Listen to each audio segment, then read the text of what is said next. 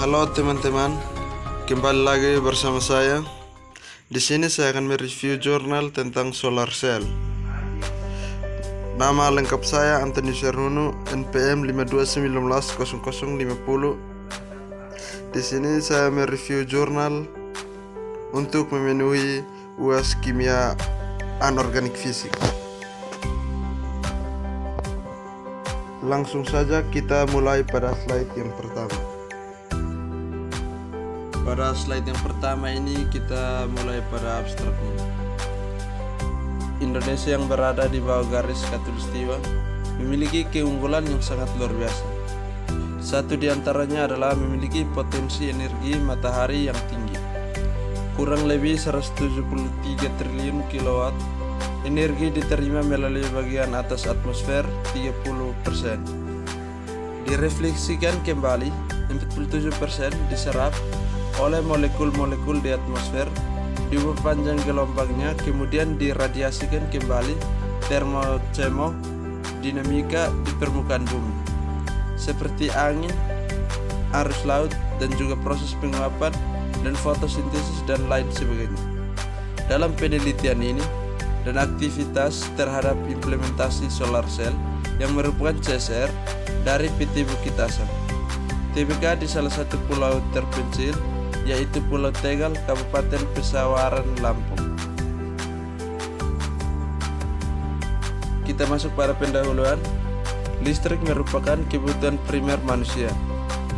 Dengan kemajuan zaman semakin pesat, kebutuhan listrik hampir semua kalangan mulai dari daerah perkotaan hingga perdesaan di Indonesia.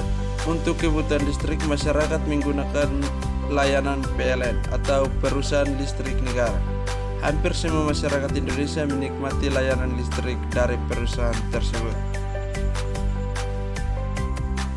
Konsep yang sederhana memiliki oleh pembangkit listrik tenaga surya atau solar cell, di mana proses pengubahan bentuk energi dari energi tenaga surya menjadi energi listrik. Seperti diketahui bahwa tenaga surya matahari merupakan suatu energi yang ditimbulkan dari sumber daya alam. Sudah banyak digunakan untuk memasuki daya listrik pada satelit komunikasi melalui solar cell. Aktivitas solar cell dapat menghasilkan energi listrik dalam jumlah yang tidak terbatas langsung diambil dari matahari sesuai dengan kapasitas alat yang diinstalasikan guna pemenuhan kebutuhan. Melalui konsep ini, sering digaungkan bahwa sistem solar cell sering dikatakan bersih dan ramah lingkungan. Jika dapat kita lakukan sebuah perbandingan dengan generator listrik, terdapat komponen yang berputar hingga memerlukan bahan bakar untuk dapat menghasilkan listrik atau PLTD. Melalui sistem solar cell yang digunakan terdiri dari panel solar cell, serangkaian sistem kontroler, pengisian, dan penampung arus 12 volt yang bebas perawatan. Modul panel solar cell merupakan serangkaian tools yang terdiri beberapa slot solar cell yang digabung dalam hubungan seri dan bersifat paralel. Aktivitas desain yang sering digunakan adalah modul solar cell 20 watt atau 30 watt. Penggunaan modul solar cell itu mampu menghasilkan energi listrik sesuai dengan tingkat kebutuhan desainer. Proses pemenuhan kebutuhan dapat diukur dengan luas permukaan panel yang teraliri oleh sinar matahari secara langsung. Dari beberapa kebutuhan listrik tersebut, maka dapat dilakukan perhitungan kebutuhan daya listrik yang diperlukan untuk panel surya. Daya listrik tersebut sebagai berikut. Teman-teman bisa lihat tabel di bawah ini. Jurnal Penelitian dan Karya Ilmiah Lembaga Penelitian Universitas Trisakti, volume 5 nomor 2 Juli 2020. Pada slide yang berikut adalah metode penelitian. Metode penelitian merupakan hal yang tidak kalah pentingnya dalam melakukan pengembangan sistem, baik yang berupa soft ataupun yang berupa hard. Dalam pengembangan aplikasi kali ini, Penelitian ini menggunakan metode seperti yang digambarkan pada gambar di bawah ini.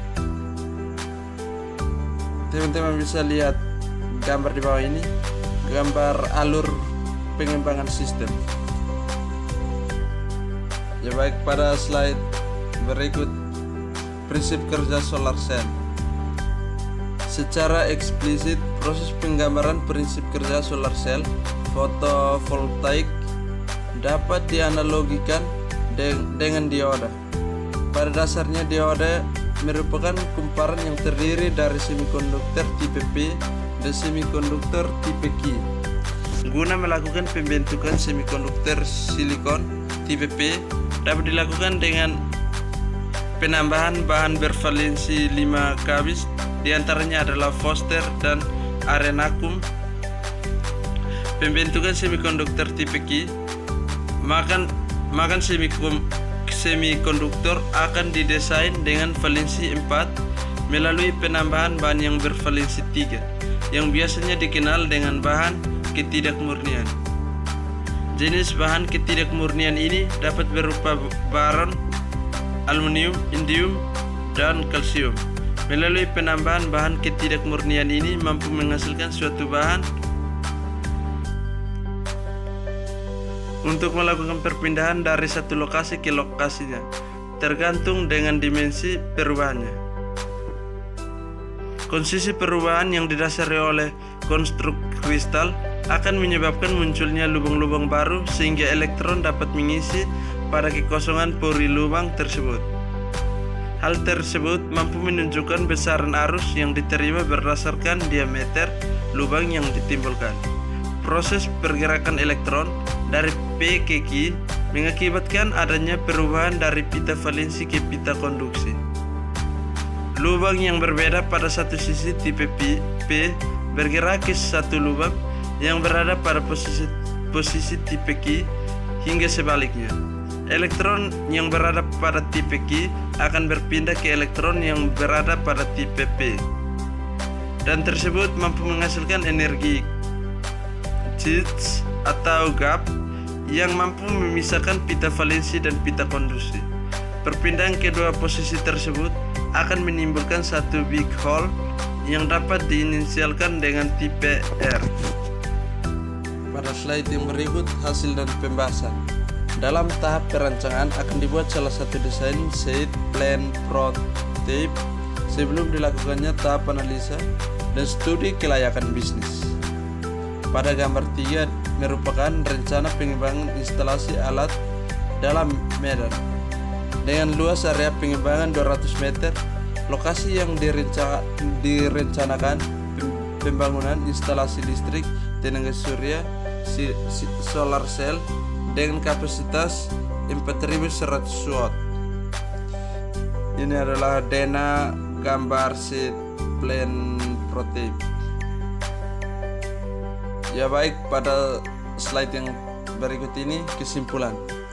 Berdasarkan hasil penelitian dan implementasi kegiatan ini, maka dapat disimpulkan beberapa hasil, diantaranya sebagai berikut. A. Teknologi solar cell merupakan salah satu teknologi terbarukan dengan memanfaatkan tenaga surya dalam pengkonversian menjadi tenaga listrik, sehingga dapat dimanfaatkan lebih bagi berbagai pihak. B. Peranan teknologi fotovoltaik mulanya diperuntuk guna menanggulangi masa minimnya bahan bakar fosil, terutama dalam penggunaannya sebagai pengganti energi listrik yang diimplementasikan daerah-daerah terpencil. C.